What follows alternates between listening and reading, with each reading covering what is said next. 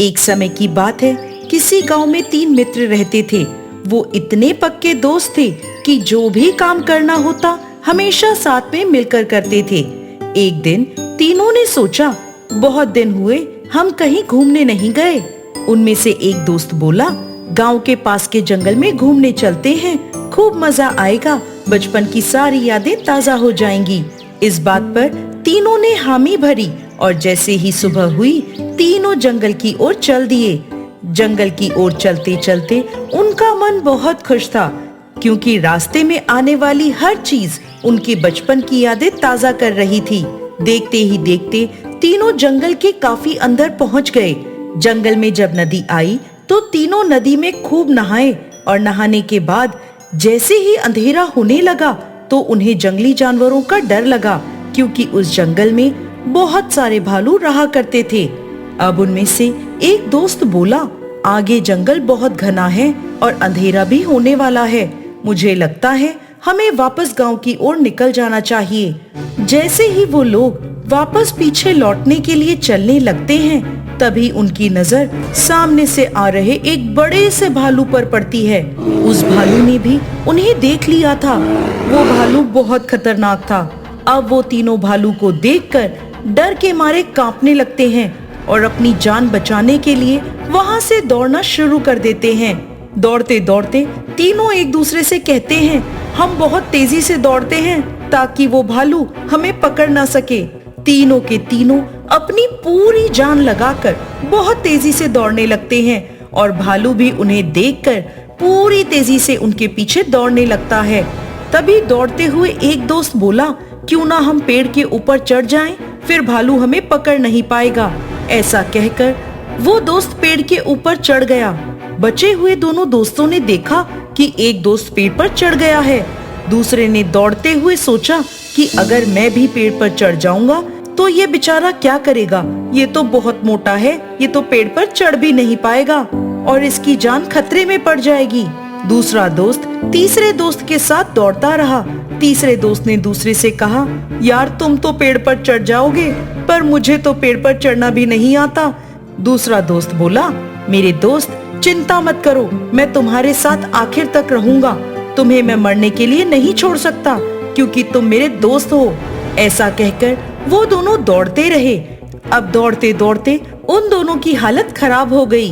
तब दूसरे दोस्त ने तीसरे दोस्त से कहा, अपन दौड़ते हुए बहुत थक गए हैं, हमें धरती पर लेट जाना चाहिए। मैं भी तेरे साथ धरती पर लेट जाता हूँ, क्योंकि मैंने सुना है भालू मरे हुए इंसान को खाता नहीं है, इसलिए सांस रोककर जमीन पर लेट जाना। बस फिर क्या था, दोनों दोस्तों ने यही किया। वो जमीन पर लेट गए और जैसे ही भालू उनके पास आया, उन्होंने अपनी सांसें रोक ली। पहले दोस्त ने पेड़ से देखा कि दोनों दोस्त जमीन पर लेट गए हैं और भालू उनके पास आ गया। भालू ने उन्हें अपनी नाक से सूंघा और भालू को लगा कि दोनों मर गए हैं। भालू उन्हें छोड़कर जंगल में आगे की ओर चला गया। पेड़ पर चढ़ा हुआ दोस्त ऊपर से नीचे उतरकर दोनों के पास आया और उनसे पूछने लगा, तुम दोनों के कान में भालू ने क्या कहा? उसकी बात सुनकर वो दोनों बोले कि भालू हमारे कान में कहकर गया है कि जो दोस्त मुसीबत के समय अपने दोस्तों को छोड़कर भाग जाए, उसकी दोस्ती तुरंत छोड़ दो। दोस्तों, इस कहानी से हमें सीख मिलती है, कभी भी अपने मित्र को मुसीबत के समय अकेला नहीं छोड़ना चाहिए। सच्चे मित्र की पहचान मुसीबत के समय ही होती है। एक जंगल में एक बहुत बड़ा पुराना बरगद का पेड़ था। उस बरगद के पेड़ पर एक घोंसला था, जिसमें वर्षों से कौवा और कौवी का एक जोड़ा रहा करता था। दोनों वहां सुखमय जीवन व्यतीत कर रहे थे। दिन भर भोजन की तलाश में वे बाहर रहते और शाम ढलने पर घोंसले में लौटकर आराम करते। एक दिन एक काला सांप भटकते हुए उस बरगद के पेड़ के पास आ गया। पेड़ के तने में एक बड़ा खोल देखकर वो वहीं निवास करने लगा। कौवा कौवी इस बात से अनजान थे। उनकी दिनचर्या यूं ही चलती रही। मौसम आने पर कौवी ने अंडे दिए। कौवा और कौवी दोनों बड़े प्रसन्न थे और अपने नन्हे बच्चों के अंडों से निकलने की प्रतीक्षा कर रहे थे। लेकिन एक दिन जब वे दोनों भोजन की तलाश में निकले तो अवसर पाकर पेड़ की खोल में रहने वाले सांप ने ऊपर जाकर उनके अंडों को खा लिया और चुपचाप अपने खोल में आकर सो गया। कौवा कौवी ने लौटने पर जब अंडों को घोंसले में नहीं पाया तो बहुत दुखी हुए। उसके बाद से जब भी कौवी अंडे देती, सांप उन्हें आकर अपनी भूख मिटा लेता। कौवा कौवी रोते रह जाते। मौसम आने पर कौवी ने फिर से अंडे दिए, लेकिन इस बार वे सतर्क थे। वे जानना चाहते थे कि आखिर उनके अंडे कहाँ गायब हो जाते हैं। योजना अनुसार एक दिन वे रोज की तरह घोंसले से बाहर निकले और दूर जाकर पेड़ के पास छुपकर अपने घोंसले की निगरानी करने लगे। कौवा कौवी को बाहर गया देख काला सांप पेड़ की खोल से निकला और घोंसले में जाकर अंडों को खा गया। आंखों के सामने अपने बच्चों को मरते देख कौवा कौवी तड़प कर रह गए। वे सांप का सामना नहीं कर सकते थे, वे उसकी तुलना में कमजोर थे। इसलिए उन्होंने अपने वर्षों पुराने निवास को छोड़कर अन्यत्र जाने का निर्णय कर लिया। जाने के पहले वे अपने मित्र गीदड़ से अंतिम बार भेंट करने पहुंचे। गीदड़ को पूरा वृत्तांत सुनाकर जब वे विदा लेने लगे तो गीदड़ बोला, मित्रों, इस तरह भयभीत होकर अपना वर्षों पुराना निवास छोड़ना उचित नहीं। समस्या सामने है तो उसका कोई ना कोई हल अवश्य होगा। कौवा बोला, मित्र, हम कर भी क्या सकते हैं?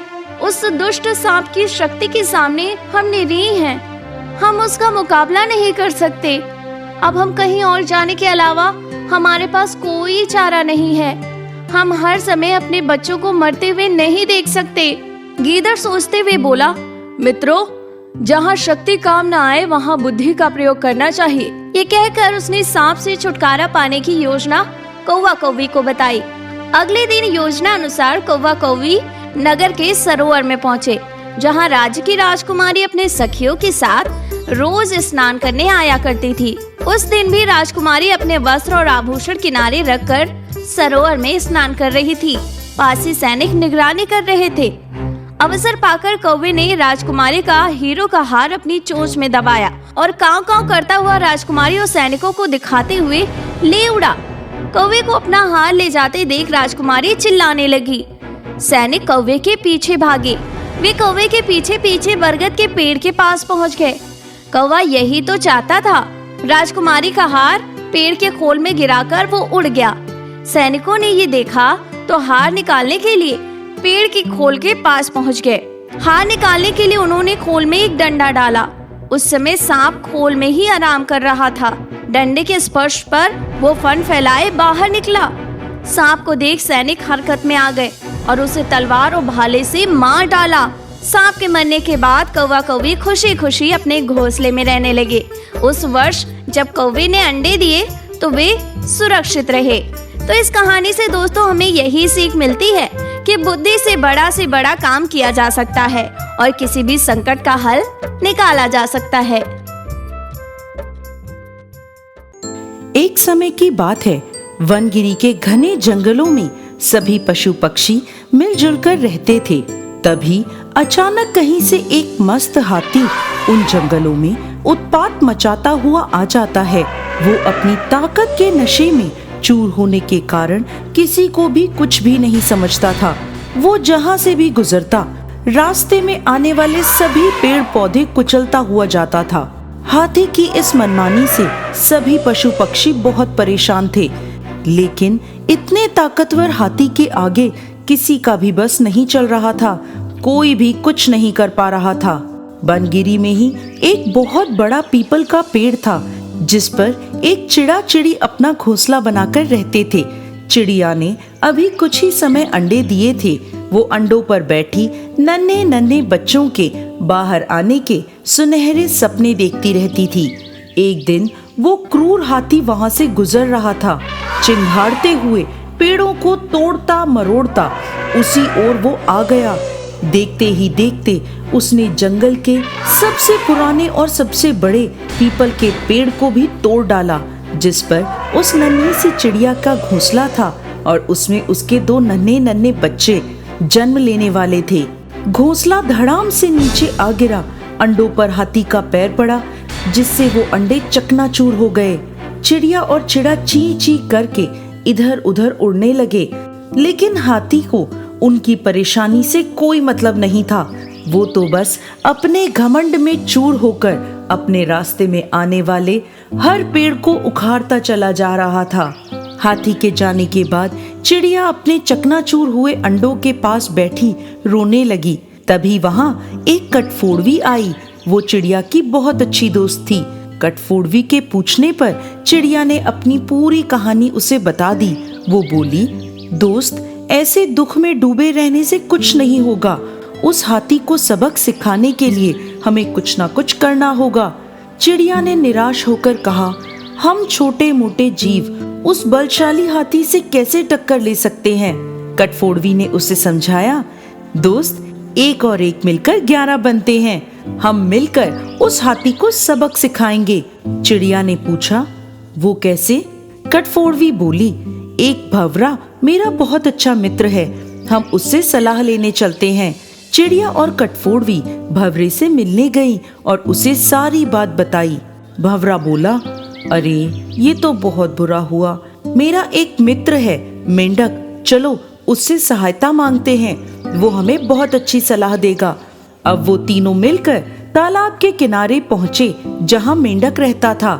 भंवरे ने मेंढक को सारी बात बताई। मेंढक बोला, परेशान मत हो, तुम लोग थोड़ी देर मेरा यहाँ इंतजार करो, मैं गहरे पानी में बैठकर सोचता हूँ। ऐसा कहकर मेंढक पानी में कूद गया। थोड़ी देर बाद मेंढक पानी से बाहर आया तो उसकी आंखें चमचमा रही थीं। वो बोला, दोस्तों, उस हत्यारे घमंड में चूर हाथी को नष्ट करने के लिए मेरे दिमाग में एक बहुत अच्छी योजना आई है, जिसमें मुझे सभी का सहयोग चाहिए। मेंढक ने जैसे ही अपनी योजना बताई, सब खुशी से उछल पड़े। योजना सचमुच ही बहुत अद्भुत थी। मेंढक ने बारी बारी से सबको अपना अपना काम समझा दिया।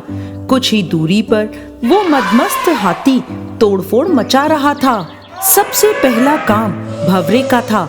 वो हाथी के पास गया और उसके कान में मधुर गाना गाने लगा। भंवरे का गाना सुनकर हाथी मस्त हो गया और आंखें बंद करके झूमने लगा। तभी कटफोड़वे ने अपना काम कर दिखाया। उसने अपनी सुई जैसी नुकीली चोंच से हाथी की आंखें एक एक करके फोड़ दी। अंधा होकर हाथी इधर उधर भागने लगा, दर्द से जोर जोर से चिल्लाने लगा। एक तो आंखों में जलन और ऊपर से चिल्लाने और चिंघाड़ने से हाथी का गला सूख गया। उसे बहुत तेज प्यास लगने लगी। अब उसे एक ही चीज की तलाश थी, पानी। अब आखिरी काम मेंढक का था। उसने अपने बहुत सारे दोस्तों को इकट्ठा किया और उन्हें लेकर थोड़ी ही दूर जंगल में बने एक बड़े से गड्ढे के किनारे बैठकर जोर जोर से टर्राने लगा। उसके साथ सभी मेंढक टर्राने लगे।